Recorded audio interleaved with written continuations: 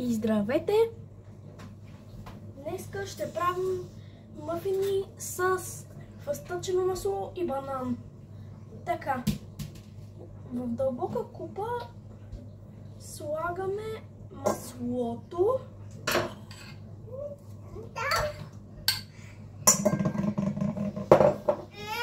Фъстъчното масло.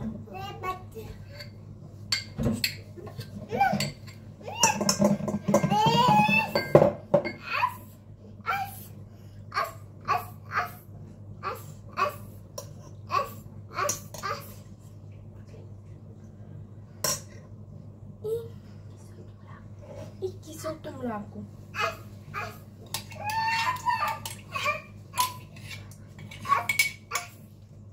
И разбърквам. Яйцата и захарта. Яйцата съм да... Ето.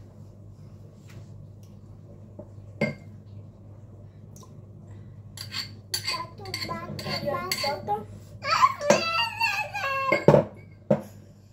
И захарта.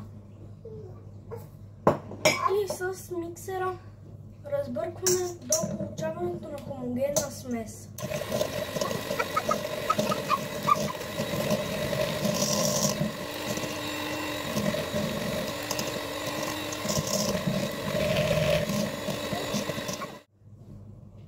И след това добавяме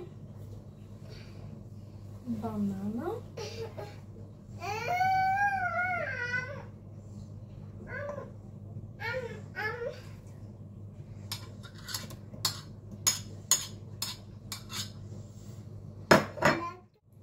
И ги добавяме.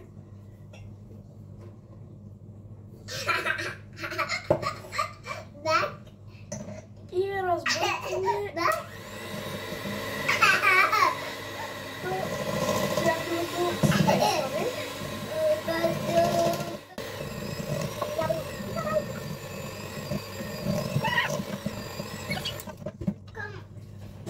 Разпределяме поравно в формичките.